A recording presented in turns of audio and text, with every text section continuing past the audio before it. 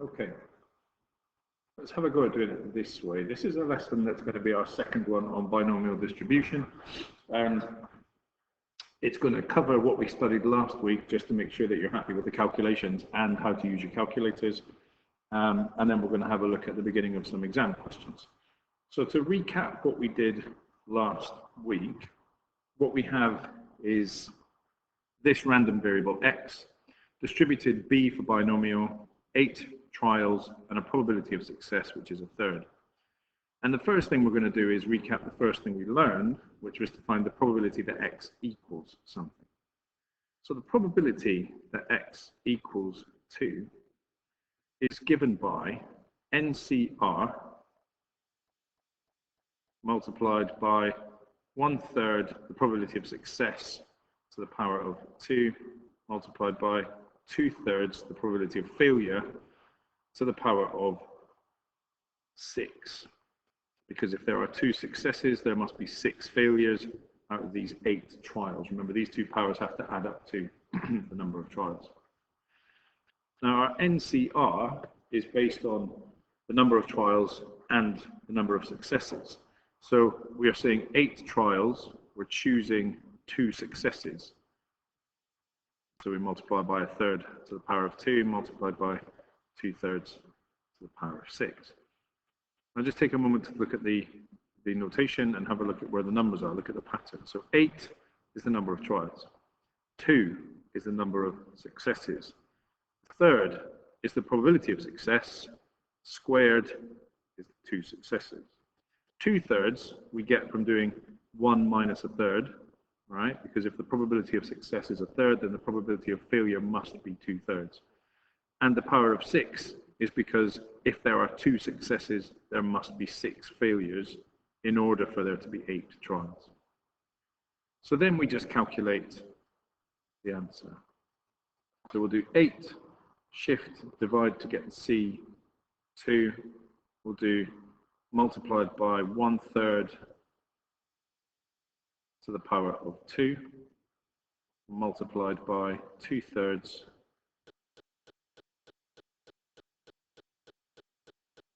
to the power of 6. And we'll get our answer. Now we write our probabilities as decimals with 4 decimal places. So we have 0.2731, 4 decimal places. So that's part A. For part B, what's the probability that x equals 5? Well, we're going to do the same thing. We're going to set up our NCR. This time I'm going to go straight to the numbers. So this time it's 8 trials, choose 5 successes, multiplied by 1/3 the probability of success to the power of 5. We want 5 successes.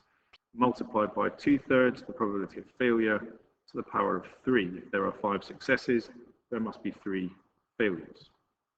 And again, we'll just put this into a calculator. So now we've got 8, shift divide C5, multiplied by 1/3 to the power of 5, multiplied by 2/3 to the power of 3. Again, 4 decimal places, 0.0683. So that's how we calculate the probability using a binomial distribution and using our calculators. And that calculation, the NCR calculation, works when we have x equals a number. What happens when we don't? Well, when we don't, we have to use a slightly different calculation. And it's not going to be using NCR on paper. That's what your calculator is going to do for you. So here we have a random variable x, binomial distribution, 37 trials, probability of success 0.65. If we're trying to find the probability that x is greater than 20, I'm going to start by writing down a little bit of a number line that starts around about the 20. So I'm going to start with 18, 19, 20, 21, 22, and so on. Okay, this would go up to 37, and of course it would start away back at 0. But I'm interested in the numbers around about 20. So what are the numbers around about 20 that are greater than 20? Well, it's greater than 20 is everything from 21 and above. Okay, so the first thing I can note is that the probability of x being greater than 20 is the same as the probability that x is greater than or equal to 21, because it's all the numbers, including 21, upwards. Now, this is important because our calculators only work with or equal to's, okay? They don't work with just greater thans. They work with greater than or equal to if you have the CG50, but if you don't, you need to get this as less than or equal to. So in order to work out my less than or equal to, I'm going to say, right, well, the probability, well, for the values x is greater than or equal to 21, I could work out using my calculator the probabilities of less than or equal to 20. I could take that away from 1. So my working then becomes greater than or equal to 21 is the same as 1 minus probability of x is less than or equal to 20. And this is what you have to do when you're using the ClassWiz calculator. Okay? Just to recap, if we're looking for greater than 20, that means it's greater than or equal to 21, this red line. Greater than or equal to 21, if we want to actually work it out, well, we'll have to work out less than or equal to 20, so that's everything with the yellow line, and then take it away from 1. So let's work out the probability of x is less than or equal to 20. To do that, we get the ClassWiz calculator. We're going to go to menu, and we're going to go for option 7. And none of these is what we need to work on, so we're going to scroll down, and we're going to use binomial CD. Okay, so just to repeat that, we're going menu 7.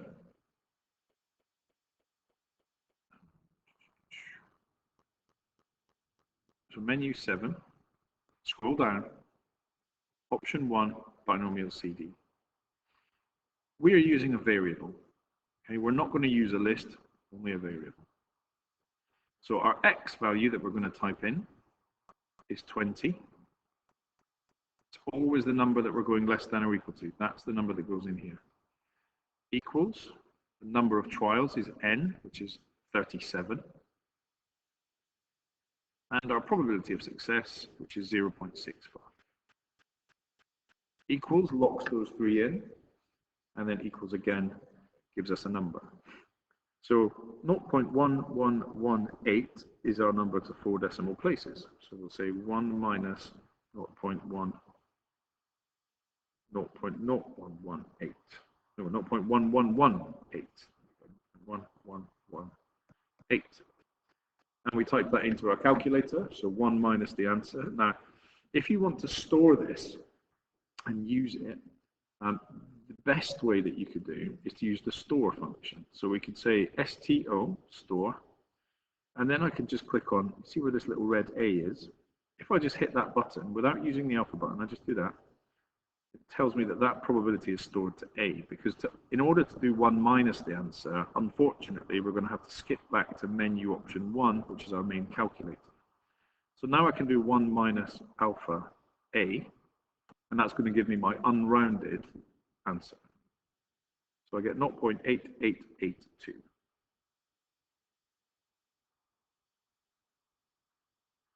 And that's my answer.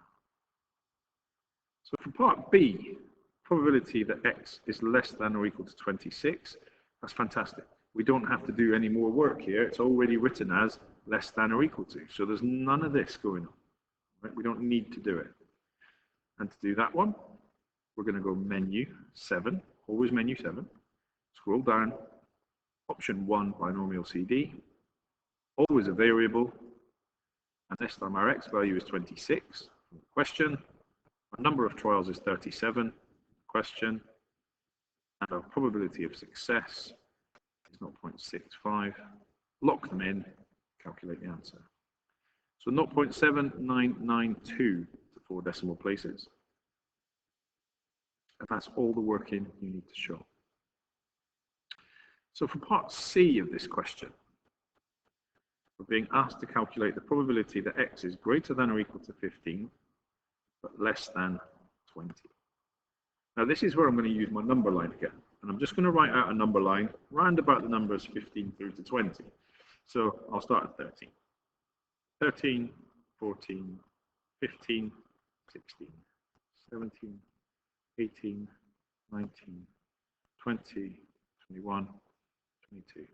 Just a few numbers either side of what I'm interested in. So let's now put a line around the numbers we're actually interested in. So x has to be greater than or equal to 15. So 15 is included here, right? But it has to be less than 20. So the numbers we're interested in are 15, 16, 17, 18, and 19. Okay, that satisfies this inequality. X is greater than or equal to 15, but it's definitely less than 20. Right? Now, how do we work this out? It takes a little bit more thinking to do this. I know that I can work out the probability that x is less than or equal to 19. Right? I know that I can do that. I also know that I can work out the probability that x is less than or equal to 14. So how do I work out the probability just the 15, 16, 17, 18, and 19? Well, what I do is I say it's the same as the probability that x is less than or equal to 19 minus the probability that x is less than or equal to 14. All right? So I've turned this inequality into this minus this, and I hope you can see why. 15 through to 20, including 15 but not 20, is 15, 16, 17, 18, 19. In order to do that, I can work out the probability of less than or equal to 19, and then if I take away less than or equal to 14, I'm left with what I need. So let's get to work. We'll go menu 7, down, option 1. Using a variable, we'll calculate our 19 first, 37, 0.65, and we have 0.606. Now what I'm going to do is I'm going to store this number in A, and then I'm going to press AC, and I'm going to work out less than or equal to 14. So we change the X number to 14, N is still 37, and P is still 0.65, and we get this very, very small number. So we get 0.0007. That's correct to 4 decimal places. Now I'm going to store this in B this time. And I'm going to go back to my calculator setting. I'm just going to work out what A minus B is. This is A, this is B. And I get 0.0599.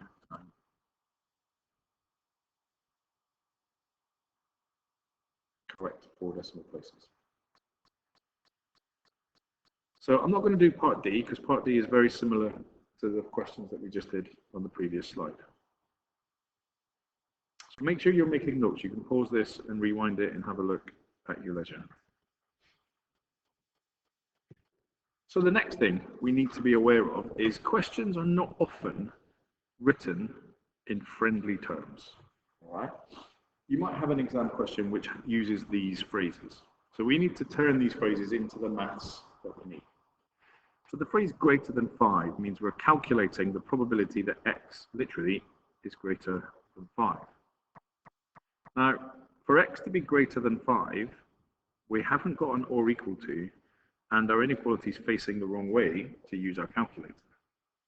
So we can do a quick number line up here, 3, 4, 5, 6, 7, 8.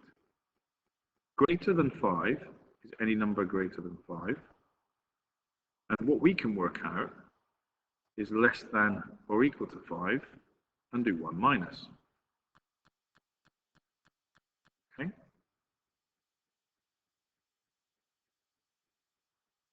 So my calculation then becomes 1 minus the probability that x is less than or equal to 5. Now I do thoroughly recommend that you do this number line as part of your working when you're trying to work out how to use your calculator. All right?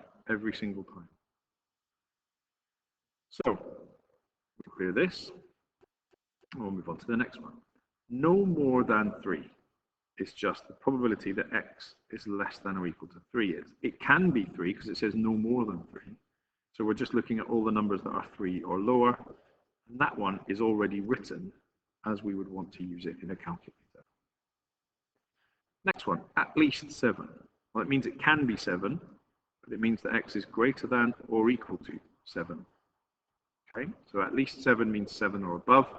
So that means that we could say 6, 7, 8. Here's my number line again. At least 7 is here. X is greater than or equal to 7. And what we can do is we can work out x is less than or equal to 6 and take it away from 1. So we'll do 1 minus the probability x is less than or equal to 6. Okay. Fewer than 10. So when we're dealing with fewer than 10, that means x has to be less than 10. So we go to our number line, 8, 9, 10, 11, 12, just numbers around about 10. What are we interested in? We're interested in fewer than 10. So x is less than 10, which is also the same as x is less than or equal to 9. So we would just use the probability that x is less than or equal to 9. Now, I hope you can see how we're using these number lines and how effective they are. At most 8 is beautiful because it's just x is less than or equal to 8. It can be any number up to and including 8.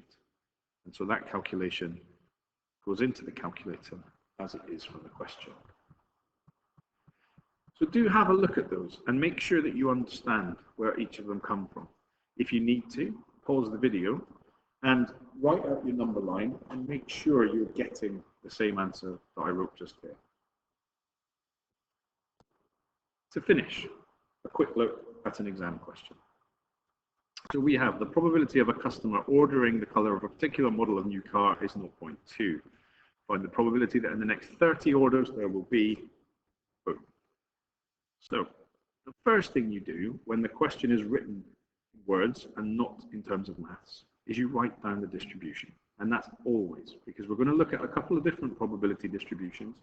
And your first step should always to be write down the distribution. So we'll just say that x represents the number of silvers. We're going to distribute binomially. There are 30 trials because there are 30 random orders that we're interested in. The probability of ordering in silver is 0.2, so that's our probability of success.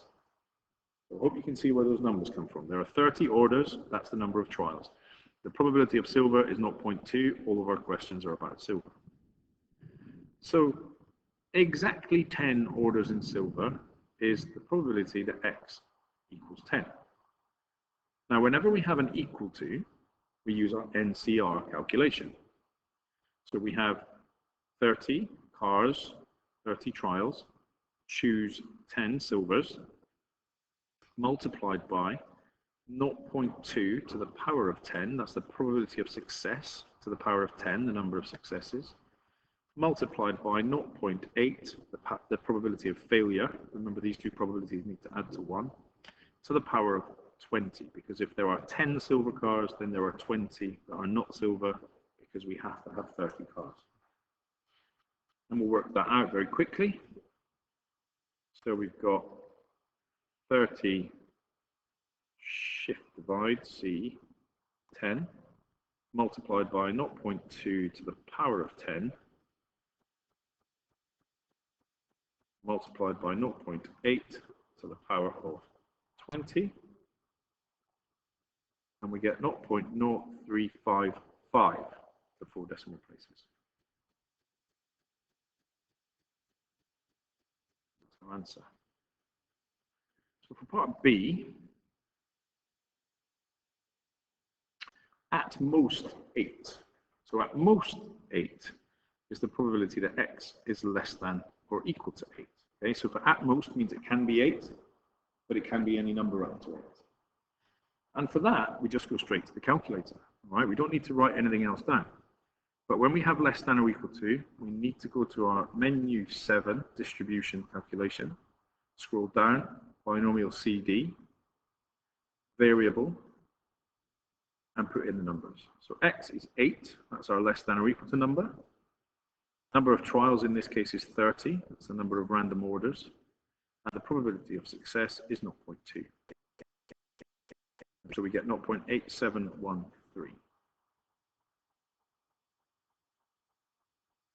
Okay.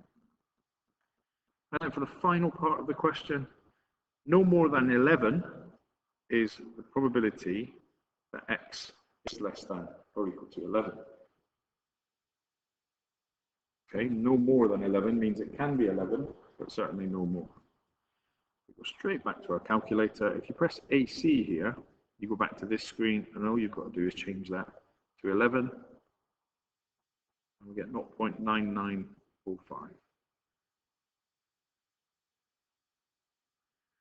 So there we turn the language of the question into the maths, okay? At most 8 means it can be 8, but it can be lower. No more than 11 means it can be 11, but certainly no more, but it can be. Now that's it. Have a go at the questions that I've put in the into the page, the singles page where we were doing the work before we went into lockdown. Review this video if you need a bit of help, and then obviously you can ask me questions in the Teams because I'm right here in the lesson until 3:40. Okay. Well done, everybody.